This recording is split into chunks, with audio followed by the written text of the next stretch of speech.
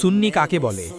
সুন্নি তাকেই বলা হয় যে আল্লাহকে এক এবং অদ্বিতীয় হিসাবে বিশ্বাস করে। সুন্নি তাকে বলা হয় যে আল্লাহর সমস্ত নবীদের সম্মান করে এবং বিশেষভাবে নবী করিম সাল্লাল্লাহু আলাইহি ওয়াসাল্লামকে আল্লাহর শেষ নবী হিসাবে বিশ্বাস করার পাশাপাশি তার সকল মর্যাদা ও শান স্বীকার করে। সুন্নি তাকেই বলে যে রাসূলুল্লাহ সাল্লাল্লাহু আলাইহি ওয়াসাল্লামের সমস্ত সাহাবায়ে কেরামকে শ্রদ্ধা করে। হযরত আবু বকর সিদ্দিক রাদিয়াল্লাহুকে বাহ্যিক ও আধ্যাত্মিকভাবে প্রথম খলিফা হিসেবে মানে। হযরত ওমর ফারুক রাদিয়াল্লাহু, হযরত ওসমান গনি রাদিয়াল্লাহু, হযরত মাওলা আলী রাদিয়াল্লাহু অর্থাৎ এই চার খলিফার এই ধারাবাহিকতায় বিশ্বাস রাখে। হযরত আমিরে মুয়াবিয়া রাদিয়াল্লাহু সহ সমস্ত সাহাবীদের প্রতি আদব পোষণ করে। রাসূলুল্লাহ সাল্লাল্লাহু আলাইহি ওয়াসাল্লামের আহলে বায়াতের প্রত্যেক সদস্যকে শ্রদ্ধা করে। বিশেষভাবে হযরত হাসানাইন করিমাইন, ইমাম হাসান ও ইমাম হোসাইনকে চরম শ্রদ্ধা ও সম্মান প্রদর্শন করে এবং আল্লাহর প্রত্যেক ওলির করে। এখন যে সুন্নি এবং যে নিজের সুন্নি